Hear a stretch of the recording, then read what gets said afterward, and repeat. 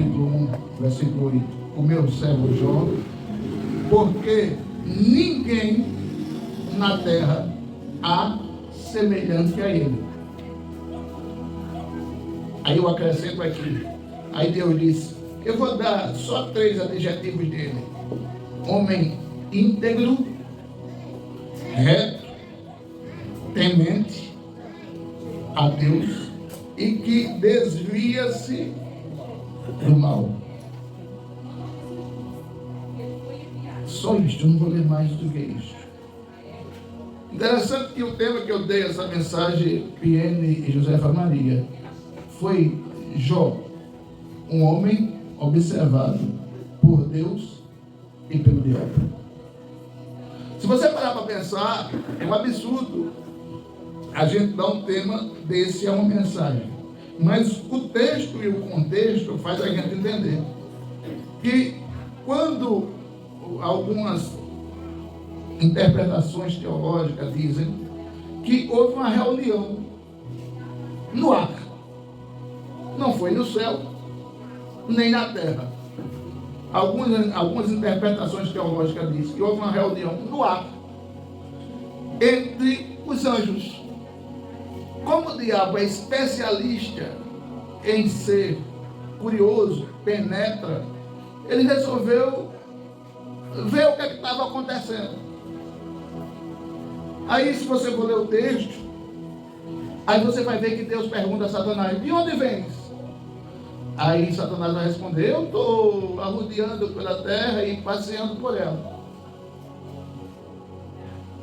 Aí é quando Deus faz essa pergunta a Satanás: você tem percebido? Você tem observado? Você tem analisado? Você tem visto o meu servo Jó? Homem temente, ou seja, que não busca de hipótese nenhuma me aborrecer. Temente, reto, que de maneira nenhuma ele busca errar. E quando ele vê o mal de longe, se desvia. Você tem observado ele? Primeira pergunta, irmã, que eu tenho na cabeça quando eu penso nesse texto é que Deus sabe que Satanás está de olho em mim e em você. Mas como assim, pastor? A Bíblia não diz que ele brama como um leão buscando a quem possa tragar?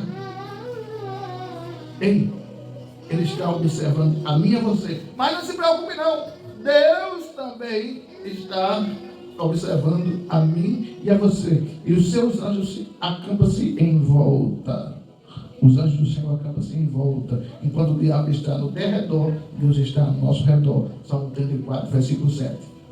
Então perceba: homem reto, temente, que se desvia do mal. Primeira questão que eu fui perceber: Deus conhece tudo que você faz. Quando Deus diz que Jó é íntegro, irmão Venilton, irmão Cícero, irmã Ana, Piene, irmã Cícera, seu Francisco, minha mãe 3, Oane.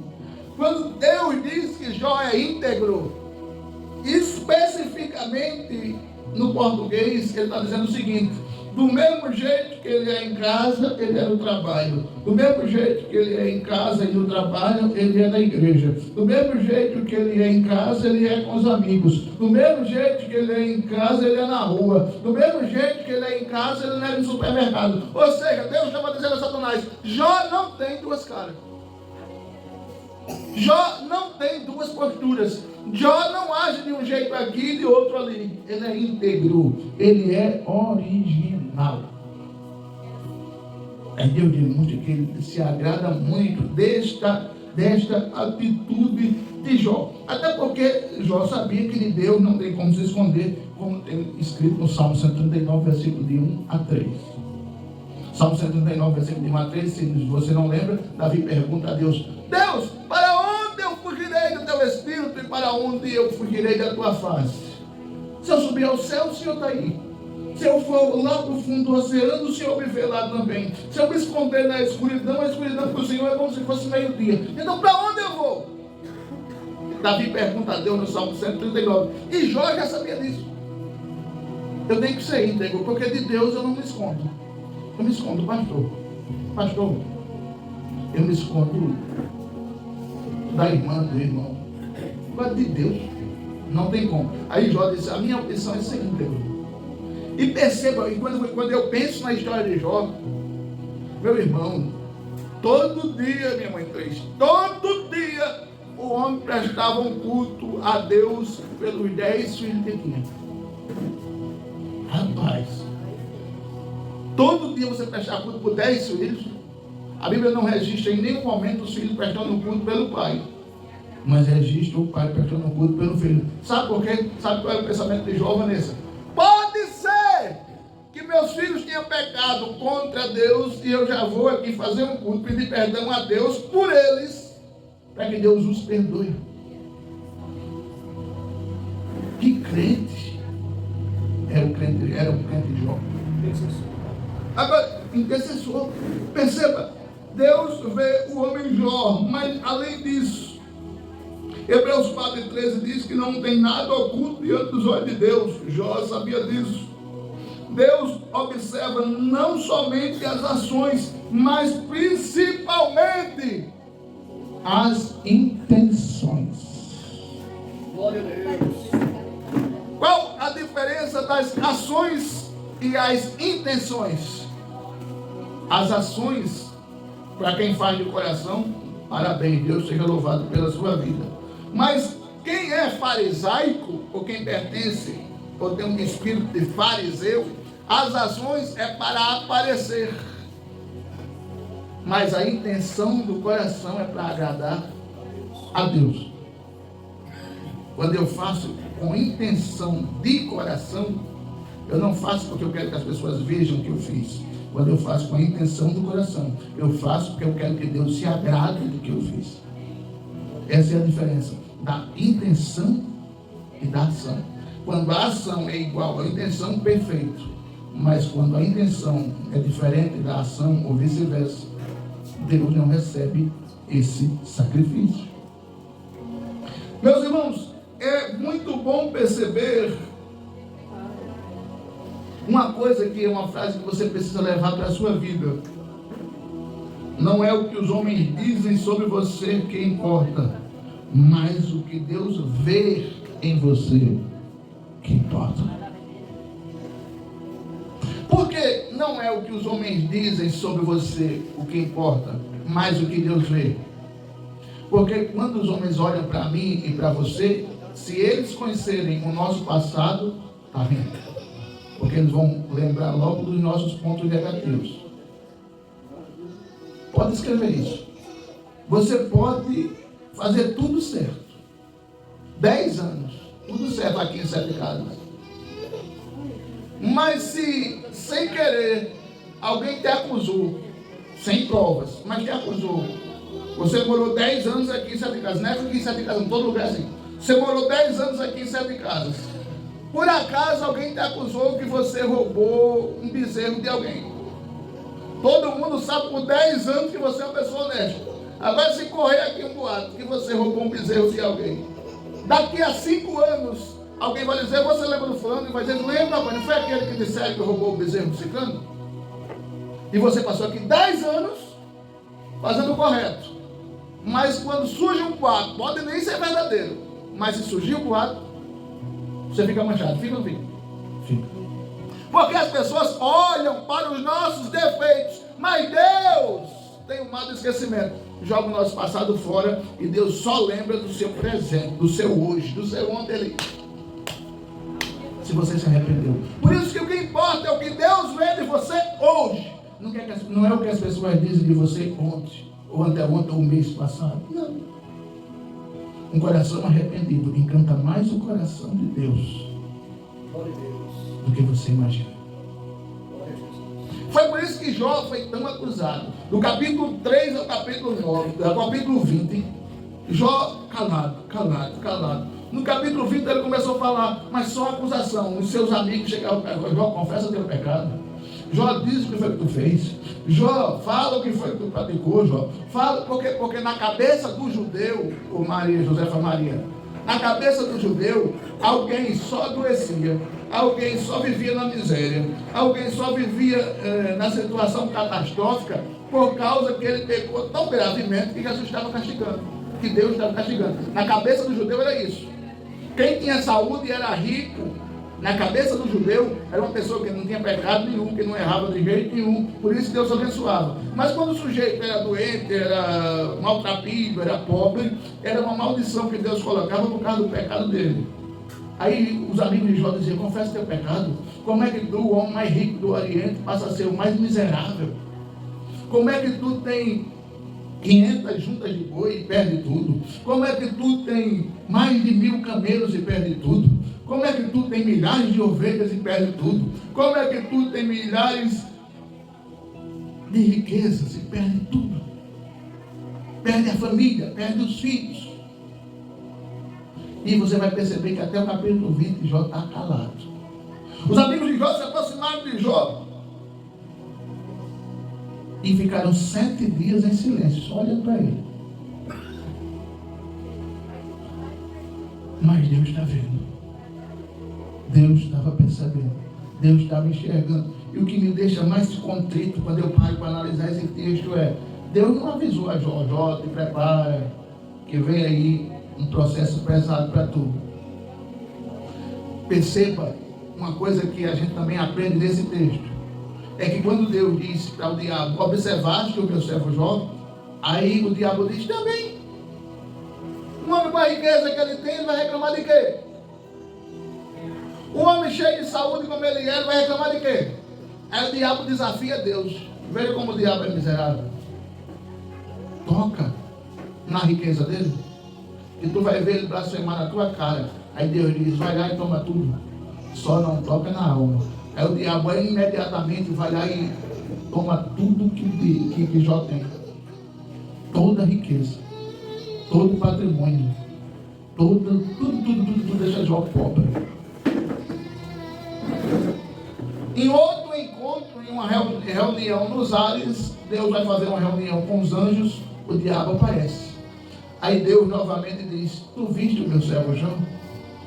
Homem temente, reto. Tu tomou tudo porque eu permiti e ele não blasfemou, ele não disse nada. Tu está vendo aí, Satanás? Ele está bem, ele perdeu a riqueza, mas tem saúde, pode trabalhar e conquistar tudo de novo. Então toca na saúde dele e tu vai ver que ele não vai blasfemar de mim. Aí, a minha pergunta, enquanto eu meditava nesse texto, era: qual testemunho Deus dará de mim, caso ele for perguntado que crente sou eu? Qual testemunho Deus vai responder se caso ele for perguntado hoje? Será que, se por acaso, em uma reunião nos ares com os anjos, e nessa reunião aparecesse o diabo, e Deus ia olhar para o diabo e dizer: viste o meu servo Júnior? Que será que Deus ia dizer? Será que ele ia dizer: temente, reto, e que se desvia do mal? Ou ele ia dizer: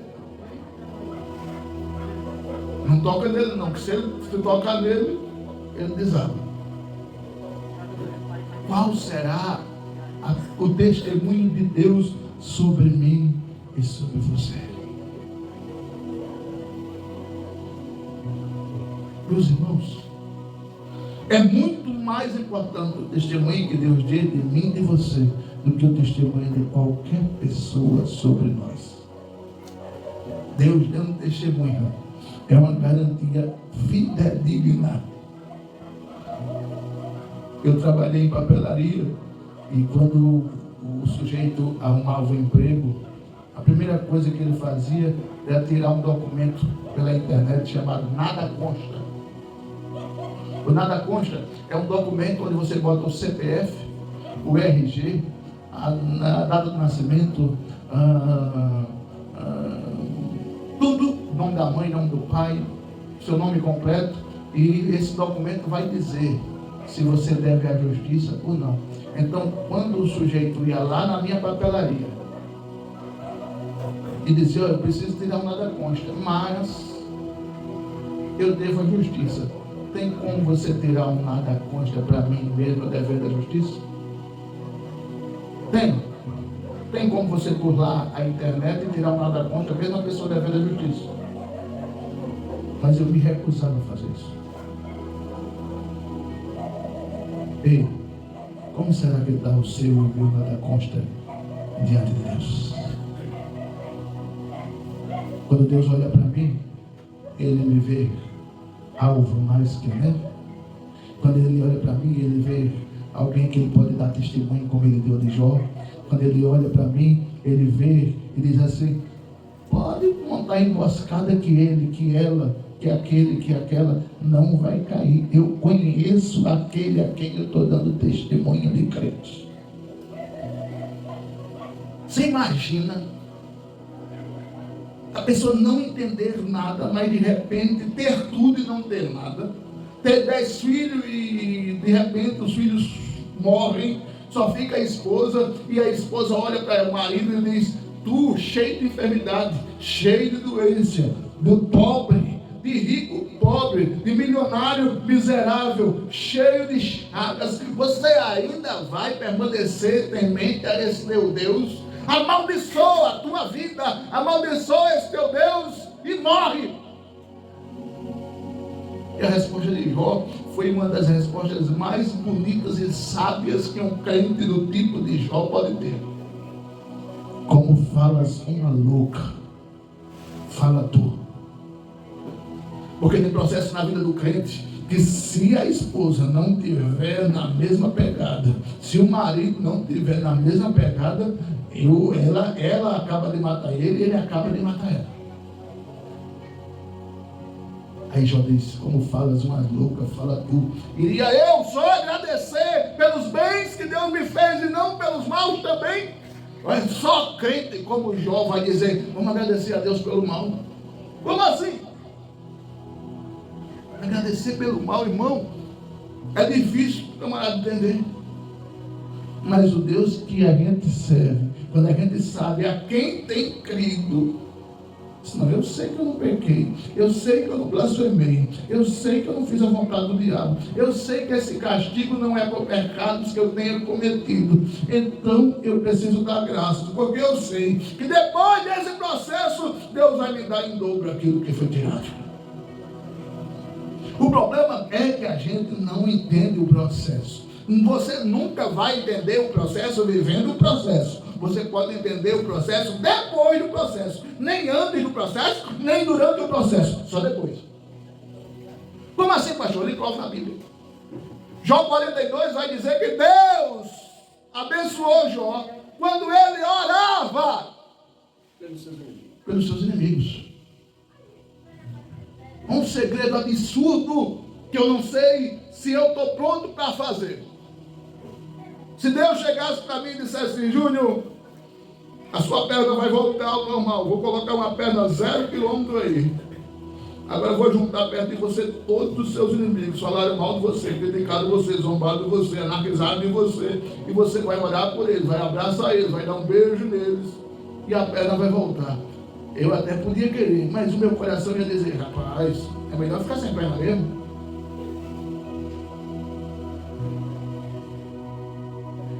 Não é? Muitas vezes o nosso coração é enganoso. Você sabia que muitas vezes o seu coração não quer o seu bem? O coração de Jó era tão crente que ele resolveu, em vez de reclamar, agradecer. Nu saí do ventre da minha mãe, nu voltarei. O Senhor me deu, o Senhor tomou. Bendito seja o nome do Senhor. Jó 19:25 diz: porque eu sei em quem tenho crido, e por fim ele vai se levantar para me defender. É durante o processo que você mostra que você é mais crente. É durante o processo que você mostra que você é fiel. É durante o processo que você mostra a Satanás que você está agarrado com Deus. É durante o processo que Deus está dizendo: aguenta, filho, suporta, filho, vai em frente, filho, eu te sustento, filho, eu vou te honrar. Glória a Deus. Irmãos,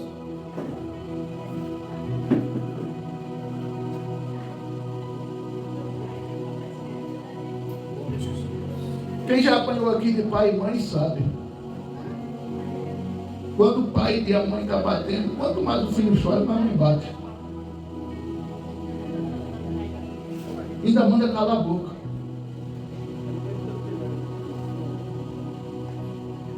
Mas quando você apanha calado e diz: sim, senhor, sim, senhora, o que é que a mãe faz?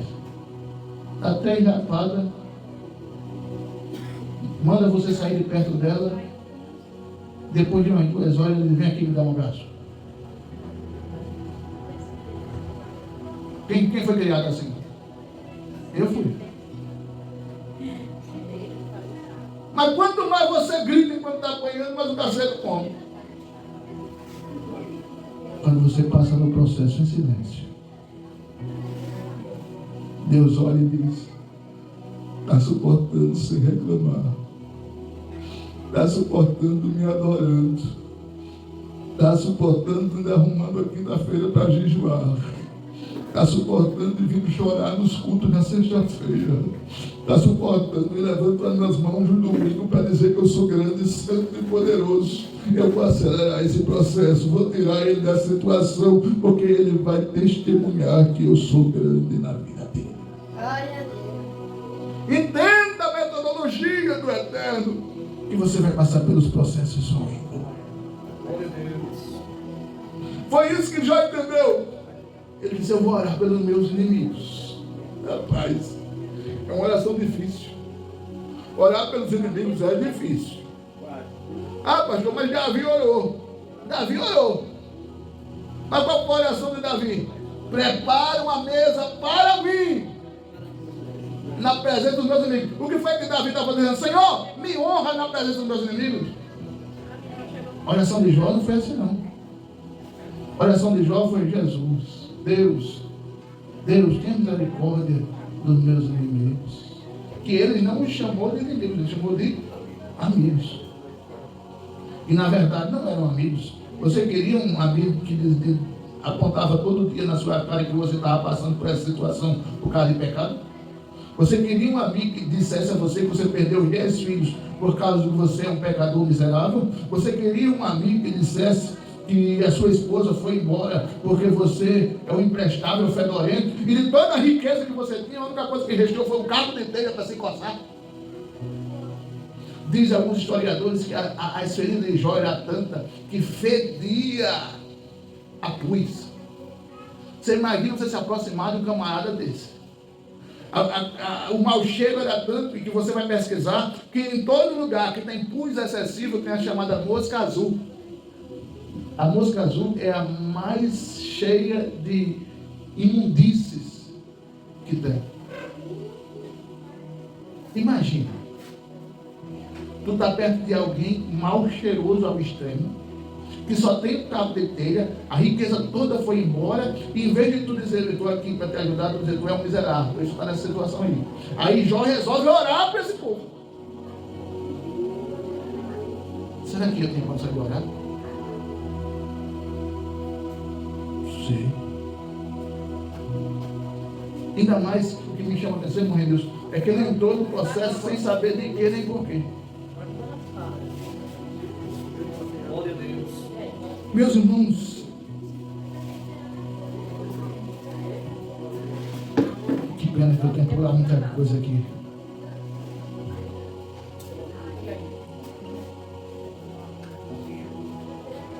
Quando a gente passa por processo por causa que peca, ainda, né? Eu estou passando esse processo, eu estou pagando porque eu sei que eu errei. E quando você está pagando sem saber, foi o que eu fiz. Você já apanhou sem ter culpa? A culpa era da tua irmã, do teu irmão, e quem levou a surra foi tu? A gente fica com um sentimento de mágoa, né? O processo que Jó passou, ele não entendia nada que estava passando por aquilo. Ele só entendia que de repente, diz alguns historiadores, foi 10 anos. De repente o mundo dele virou de cabeça para baixo.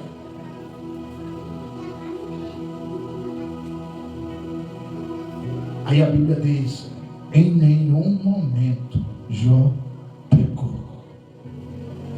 Em outras palavras, eu traduzo para a nossa linguagem de hoje, em nenhum momento Jó abandonou Deus. Em nenhum momento Jó deixou de estar no culto. Em nenhum momento Jó deixou de adorar. Em nenhum momento Jó deixou de agradecer. Em nenhum momento Jó deixou de cultuar. Em nenhum momento Jó deixou de louvar o nome do Senhor. Em nenhum momento Jó deixou de erguer as mãos e dizer que ao nome do Senhor seja dado toda a honra e toda a glória. Mesmo com os amigos, com cara de inimigos, zombando dele, mandando dele, dizendo que ele não prestava, dizendo que ele estava mal cheiroso, que ele só tinha um carro de telha, de toda a riqueza que ele tinha, só tinha telha, uma caixa de telha, para se coçar. E alguns historiadores dizem que ele tinha um carro de telha para se coçar, porque nem com as próprias mãos, nem com os próprios dedos, eles conseguiam se coçar, porque era tão cheio de ferida, que as feridas tocavam-se feridas e não coçava nada, só piorava a situação. Onde você imaginar, Jó tinha feridas, que na linguagem mais antiga se chama chagas. Se você não sabe o que é chagas, são tumores tão profundos que sai deles até lavas. Você sabe o que é lavas? Sabe não, né? Depois tu pesquisa o que é lava. Lava é um negocinho que parece umas cobrinhas que tu só vê com microscópio. Tu imagina alguém cheio de ferida a esse ponto. Dor, coceira, ardor, queimou. E naquele tempo não tinha carrapateira. Não, traz aí carrapateira para curar Jó. Naquele tempo não tinha. Esqueci o nome do outro mato que minha avó usava.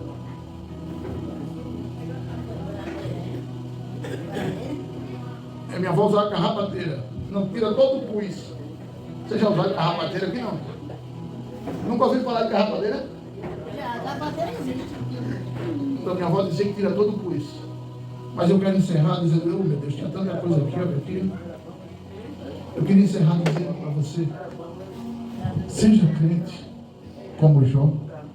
Não deixe Jesus por causa que o irmão fez cara feia. Não deixe Jesus por causa que olharam para você e você acha que não gostaram de tu. Não deixe Jesus porque você passou pelo pastor, o pastor não te viu, não falou com você, por isso você... Não deixe Jesus porque você está chateado com alguma coisa. Não deixe Jesus, a casa do Senhor Jesus, porque você, por alguma coisa, está para baixo, está passando por luta e você acha que deve desistir, abandonar tudo, chutar o balde. Ei, quando o Senhor resolver te honrar, Ele vai dar em dobro o que você hoje não tem. Glória a Deus. Jó é o crente modelo do Antigo Testamento que eu preciso imitar. Davi é um crente modelo do Antigo Testamento que eu preciso imitar. Samuel é um crente modelo do Antigo Testamento que eu preciso imitar. Abraão é um crente modelo do Antigo Testamento que eu preciso imitar. Jacó, mas Jacó, pastor, Jacó. Quem é que se agarra com um anjo e diz eu só te solto depois que receber a vitória? Somos. Nós precisamos ser crentes. Mas de verdade. De verdade. Meu Deus pode dizer uma coisa. Não sei o que, de verdade. Nós precisamos ser crentes de verdade. É aquele crente que o diabo olha e diz, eu vou até tentar, mas já sei que não vou conseguir não. Eu vou até tentar, mas eu sei que o Senhor já deu a vitória a ele. Amém? Vamos orar?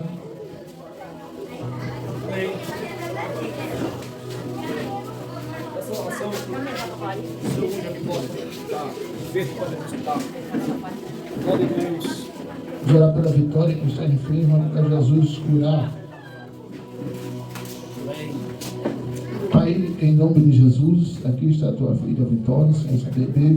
Eu não sei o que ela sente, eu não sei o que ela está incomodada com a enfermidade, mas independente de como ela esteja, Senhor, em nome de Jesus, agora nós damos uma ordem a essa enfermidade, em nome de Jesus, onde você estiver, da cabeça à ponta dos pés, em nome de Jesus, saia para nunca mais voltar, em nome de Jesus, nós repreendemos para a glória do nome do Senhor Jesus, e logo mais estaremos recebendo o testemunho da bênção, da vitória, em nome do Senhor Jesus. Pai, te louvamos por este culto de hoje, Senhor. Te louvamos pelos irmãos que vieram. Te louvamos pelo que aprendemos com Jó. Te louvamos, Senhor, pela tua palavra. Te louvamos pelos louvores. Pai, abençoa os irmãos, Senhor, que virão domingo te adorar, te bendizer. Te agradecemos, Senhor, pelos que vieram hoje, pelas crianças, pelas irmãs que ensinaram, pelos adultos, pelo teu filho que dirigiu o culto. Pai, em nome de Jesus, nos dá um som de paz e tranquilidade, resolvendo os nossos problemas, Senhor, que são teus. Coloca em nossa frente um anjo, Senhor, e na nossa retaguarda, em nome de Jesus, nós repreendemos toda seta, todo mal, toda enfermidade, todo problema, e a vitória nossa da igreja de Cristo, no nome de Jesus. E você diz: do amor de Deus, a graça do Senhor Jesus, as duas consolações do Espírito Santo continue com você, com sua casa, com sua família, não só hoje, mas para todo sempre, e pela última vez hoje você diz: Deus abençoe, até domingo.